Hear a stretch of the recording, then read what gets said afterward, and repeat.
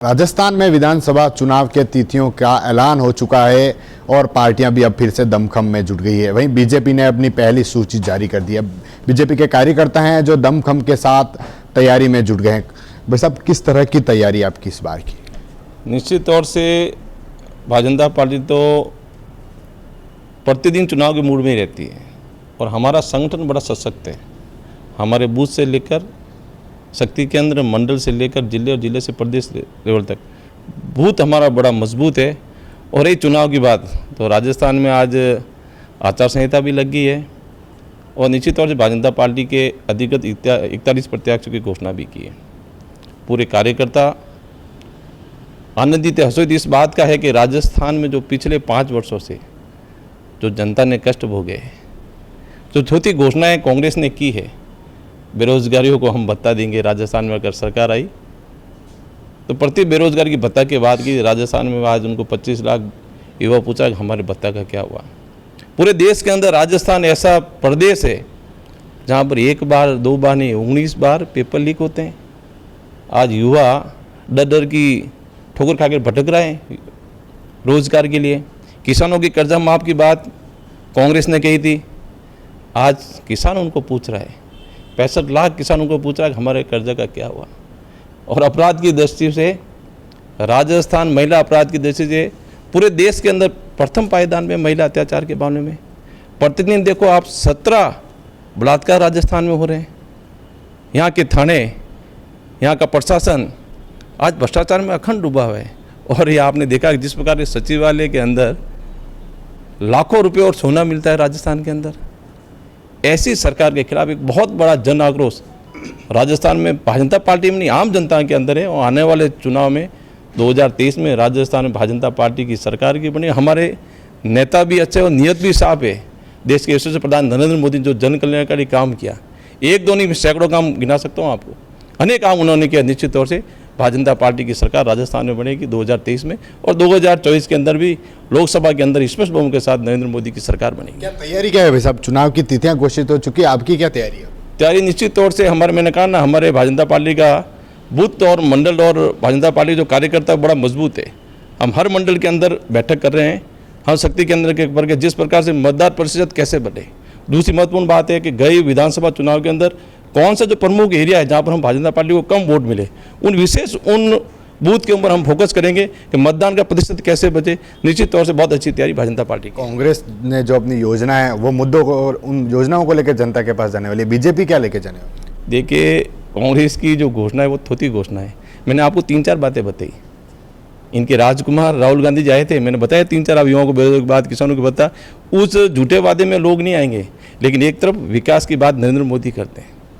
और आपने देखा उन्होंने कहा कि उज्ज्वला गैस कनेक्शन के अनुसार महिलाओं को निःशुल्क गैस कनेक्शन देंगे। जो शौच के लिए महिला इधर उधर जाती थी, आज लाखों शौचालय उन्होंने बनाए, करोड़ों शौचालय बनाए। हर व्यक्ति को घर पे छत का काम उन्होंने दिया। किसानों के खाते के अंदर 6-6 हज़ार रुपये महीने में 1 साल में डलने का उन्होंने कहा। ऐसे बहुत सारे काम निश्चित तौर से विकास के नाम पर हम वोट मांगेंगे। और ये अशोक गहलोत की जो झूठी घोषणा है उसके अंदर लोग अब आने वाले नहीं हैं। बीजेपी का भाई साहब एक पोस्टर बहुत वायरल हुआ, उसके बाद सरकार ने, गहलोत ने भी उस पर कई बयान जारी किया। नहीं सहेगा राजस्थान, जो मैंने आपको बताया पुनरावृत्ति करना नहीं चाहता हूँ।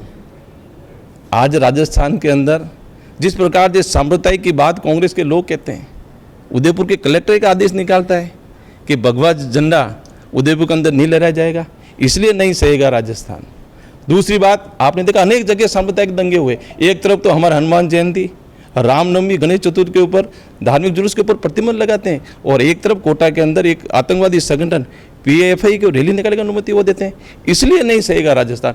अनेक सारे जो काम है वास्तव में निश्चित तौर से मैं कहना तो गिना तो बहुत समय लग जाएगा। पर वो पोस्टर जो फोटो लगा था वो किसान CM के पास जाता और कहता मेरा फोटो हटो। इस बारे में कुछ, क्योंकि हमारे किसानों की बात में आपने बताई ना, वो सीन, वो दृश्य भी देखो जो अभी बार बार आया था सोशल मीडिया के अंदर। उस गंगानगर किसान की और भी आप देखो, जो कर्जे में डूबा हुआ वो वीडियो, लाइव वीडियो जारी करता है, वो आत्महत्या वो करता है। इसलिए ये कोई वो किसान वापस में, ये तो सरकार कौन है, ये तो थोड़ी की सरकार है, गूंगी बेरी सरकार है। अब इनके जुमलों में राजस्थान के लोग नहीं आएंगे। यहाँ उदयपुर शहर की बात करें तो शहर में क्या लेकर जाएंगे आप? निश्चित तौर से भारतीय जनता पार्टी के अंदर जो कांग्रेस की थोती घोषणा है, जो भ्रष्टाचार है कांग्रेस के राज में, जो जंगलराज कांग्रेस में राज है, और जो झूठे वादे किए, उन झूठे वादों को लेकर और जो विकास के नाम पर नरेंद्र मोदी को विकास के नाम पर भारतीय जनता पार्टी के हम निश्चित तौर से आम जनता से वोट मांगेंगे। क्या कहेंगे भाई साहब, किन मुद्दों को लेकर आप इस बार जाने वाले हैं? आप लंबे समय से देख रहे हैं कि केंद्र की सरकार निरंतर मोदी जी के नेतृत्व में इस उदयपुर को भी, मेवाड़ को भी इतनी सौगातें दी है, जो सौगातें शायद आपको सारी मीडिया जगत को भी पता है। अभी हाल ही में मोदी जी ने जोधपुर से अपने जो एयरपोर्ट है उसको 800 कुछ समथिंग करोड़ रुपए दिए, जिसको तो वो एक हमारे लिए एक मील का पत्थर साबित होगा। यहाँ के पर्यटक को एक नया जीवनदान मिलेगा। आप यह रेलवे स्टेशन जो देख रहे हैं वो 357-52 करोड़ रुपए में नया एक रेलवे एयरपोर्ट की तरह बन रहा है। यहाँ ब्रॉडगेज से जुड़े, यही मोदी जी की देन है कि आज आप पूरे अहमदाबाद और साउथ की तरफ से जुड़ने जा रहे हैं। ऐसी कई योजनाएं हैं। आपका 6 लेन जो अभी कल ही 1 वे एक तरफ चालू हो गया, वो चंद दिनों में वो बाकी का भी 2 लेन पूरा 6 लेन चालू हो जाएगा। तो ऐसी कई योजनाएं केंद्र की है जो पूरे देश में, अकेले राजस्थान में नहीं पूरे देश में लग रही है, लेकिन उदयपुर को विशेष तौर से इतना दिया है जो यहाँ की जनता उस मोदी जी के नाम पर और विकास के नाम पर हमेशा भारतीय जनता पार्टी को सपोर्ट बरसों से करती आई और आगे भी करेगी। बहुत सारी गहलोत कह रहे हैं कि पहले भी उन्होंने कह दिया कि हमने इतनी सारी योजनाओं जनता के लिए दी, अब वो उन्हीं योजनाओं को लेकर भी जाने वाले, क्या कहेंगे आप? ऐसा है, जो योजनाएं उन्होंने बताई हैं या जिनकी घोषणा उन्होंने करी है, आप अगर व्यक्तिगत तौर पे मीडिया भी इसको देखे, किसी भी चीज़ को करने के लिए वहाँ की नींव मजबूत की जाती है। हम लोगों को फ्री में ऐसी चीज़ें बांट रहे हैं जिनका उपयोग नहीं होने वाला। कंस्ट्रक्टिव अगर हम नींव मजबूत करेंगे तो देश का युवा मजबूत होगा। अगर हम युवाओं को रोजगार देंगे, आज जैसा कि पूर्व वक्ता ने भी बताया कि एयरपोर्ट का विकास हो रहा है, रेलवे स्टेशन का विकास हो रहा है, किसी भी देश की इकोनॉमी को चलाने के लिए इंफ्रास्ट्रक्चर का बहुत बड़ा योगदान होता है। इंफ्रास्ट्रक्चर का योगदान बढ़ावा जितना देते जाएंगे उतना ज़्यादा लोगों को रोजगार मिलेगा और वो पैसा पूरी साइकिल में घूमता है। अगर यही पैसा अगर हम फ्री बांटेंगे तो आगे आने वाले समय में जो आज की परिस्थिति बनी है कि राजस्थान जो है नंबर 2 पर आ गया कर्जे में, हम भविष्य में कंगाल हो जाएंगे। गहलोत जी ने हाल ही में 3 जिलों की घोषणा की, लेकिन वह उसका अनुमोदन नहीं हो पाया। आप समझिए ना, ये लास्ट में जाते जाते इस तरह के क्रिया करना जिसका अनुमोदन ना हो पाए, ये उनकी सोच दिखाती है कि वो क्या करना चाहते हैं, खाली और खाली घोषणाएं करके भागना चाहते हैं। किन मुद्दों को लेकर भी सब बीच जाने वाले हैं इस बार जनता के? इस हम पूरे भारतवर्ष में सबसे ज़्यादा अगर पेट्रोल और डीजल कहीं महंगा है तो वो राजस्थान में है। पेट्रोल डीलर एसोसिएशन की हड़ताल 3-3 बार हुई है, ये आप स्वयं सब ने देखा होगा। उसके बावजूद उनके कान नहीं, वो जूं नहीं रेंग रही है, जबकि बाकी सब फ्री की घोषणाएं कर करके पैसा लुटा रहे हैं। और आज जो सेल डाउन हुई है पेट्रोल पंप वाले हैं, आप जिस भी बॉर्डर पे जाइए, आप चाहे तो खुद आकलन कर सकते हैं।